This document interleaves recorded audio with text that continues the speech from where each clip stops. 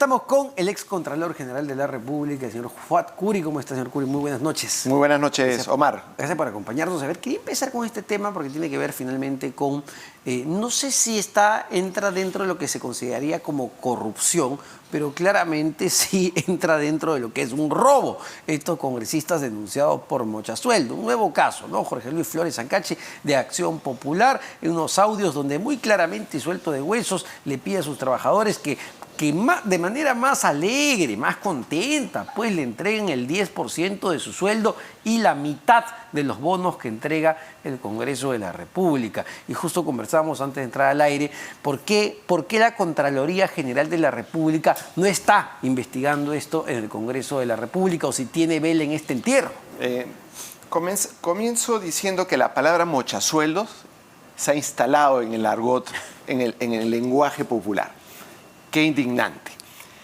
La Contraloría no puede intervenir porque el dinero que le paga Recursos Humanos, la planilla, le paga a los colaboradores del Congreso, entran a su bolsillo y de su bolsillo, que ya es privado, pasa a las manos del mochasueldo. Y sí, pues es una práctica donde demuestra claramente los antivalores que se han instalado en la sociedad peruana.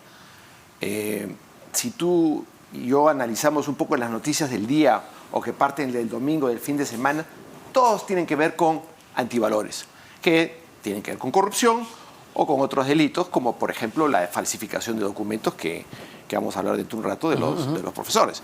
La sociedad peruana ha entrado en una vorágine de decadencia en tema de valores y educación, que justamente es el tema que quisiera fortalecer en esta conversación. Pero en todo caso, ya no hablamos de recursos públicos porque la plata ya entró al bolsillo del trabajador, correcto, pero sí hablamos de un robo. Es un delito penal que se llama concusión y hay varios que están ya en la Fiscalía en investigación penal. Entonces, lo que pasa que ahora se ha hecho público, se ha hecho de más conocimiento por razones que desconocemos, de repente se están peleando con los colaboradores, pero antes habían casos como los robacables, el comepollo, y también tenemos el caso pues, de los viajeros, por ejemplo, este tema en donde quieren defender lo indefendible cuando un privado les paga un pasaje a la China, creo que fue, sí, donde obviamente hay un conflicto de interés clarísimo. Y que fue una empresa además mexicana que hace lobby para empresas chinas. Está en el código de ética de cualquier institución pública. En la Oficina de Integridad del Estado tiene su manual, o sea, aceptar, o sea, ni un privado, mira lo que te voy a decir, un privado no puede aceptar una dádiva, un regalo de un viaje. No lo puede, pues está prohibido por su código. Imagínate alguien que tenga cierto poder en la empresa y que lo lleven a dar una vuelta, no sé. Pues, pero usted, señor Curi, habrá escuchado pues las respuestas que han dado los congresistas, los viajeros a China. Me quedo con los de la presidenta de la Comisión de Ética, la congresista Carol Paredes, que dice que no, que acá no hubo absolutamente ningún problema, ni conflicto de intereses, o la actual miembro de la mesa directiva del Congreso. Es que, mira, voy a ser un poco tosco, pero creo que no entienden lo que es un conflicto de interés. Porque es evidente que hay un conflicto de interés. Tú no puedes aceptar. A ver, yo he trabajado en varias empresas privadas y, por ejemplo, te daban, si tú recibías un regalo por encima de un valor de $10, tenías que entregarlo al Departamento de Recursos Humanos para que entre un sorteo. ¿No? Entonces, claro, sueles recibir, la gente de logística recibe regalos, la gente que tiene algún poder de crediticio recibe regalos, todos tienen que entregarlos, cero posibilidad. Imagínate, empiezo un viaje a la China y no me vengan con la feria tecnológica, o sea, eso es cuento. Ya, para los que sabemos, los que tenemos un poco de experiencia en estos temas, ahí la Comisión de Ética, está peor todavía. Si la persona que maneja la ética del Congreso cree que no hay un conflicto de interés, estamos bien complicados. Y para vincularlo, ¿no? Porque vamos a hablar de los profesores. Ya el Punto Final había sacado y emitido la situación de varios profesores detectados que estaban enseñando con títulos falsos. Lo que se ha conocido es que se trata de más de 1000 profesores enseñando con títulos falsos en el Callao. Solo en el Callao, según ha detectado la Contraloría General de la República. Eso nos dice, claro, vemos a los congresistas congresistas mochasueldos, a los congresistas viajeros, a los gobernadores regionales que también piden su coima. Y claro, uno dice, oye, esto está pasando y en diferentes formas en el sector público. Sí, para que nos demos cuenta, tengamos conciencia de lo mal que está la educación en el Perú, la corrupción que hay en los grandes ministerios, salud, educación, transportes y comunicaciones y vivienda, que son los cuatro ministerios con mayor presupuesto, vemos que los profesores ven con naturalidad la venta y compra de estos documentos. Acordémonos que en Ocoña hace tiempo se falsificaban... De todo. Sí, además cuando yo fui seleccionado para hacer por una terna para ser Contralor General de la República, la primera persona que fue llamada por la Comisión Permanente tenía los documentos falsificados. Entonces, esto es una práctica que todo el mundo la conoce, pero nadie hace nada. En el tema de los profesores que han presentado documentos falsos, es una modalidad que la instaló el mismo Ministerio de Educación, que es contrato tiene un nombre. ¿Por orden de servicio? No, contrato por expediente. ¿Qué pasa?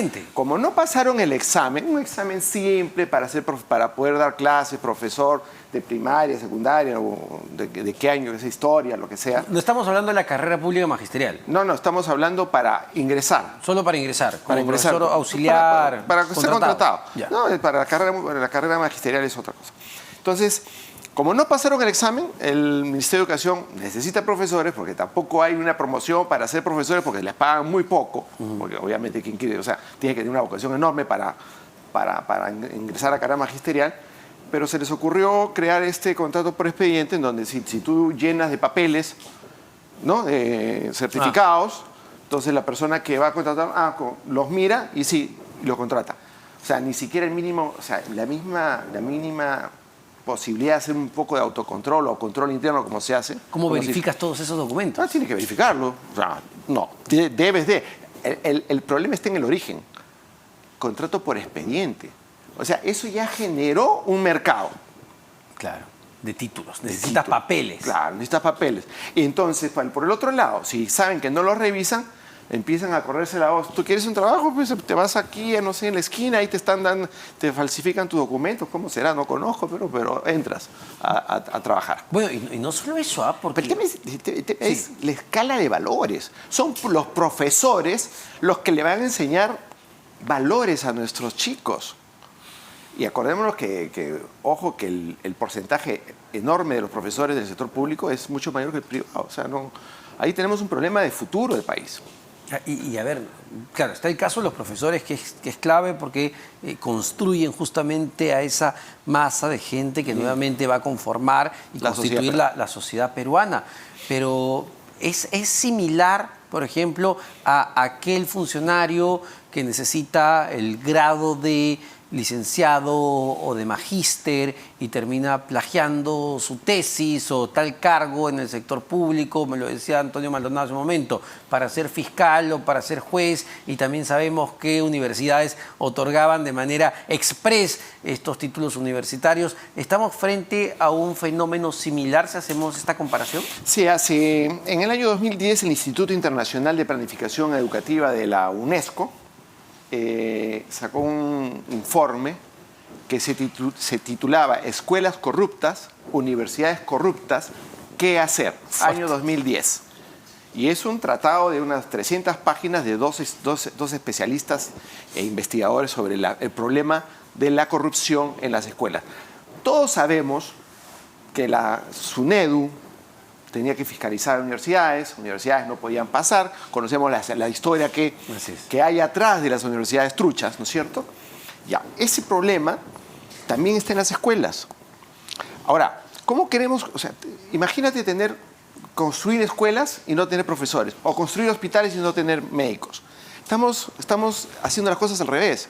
Debemos construir ciudadanía, tenemos que construir, desarrollar talento, desarrollar profesores. Y luego, una vez en una buena ingeniería, construyes el colegio. Pero como la construcción da plata, a ver, la carretera de hoy día, que lamentablemente, en mi sentido, pese a todas las familias, el terrible accidente que había en Pasamayito. Pasamayito. Eso es corrupción. Esa carretera no reúne ningún requisito para haberse construido de la forma como se ha construido. Y no es el primer accidente.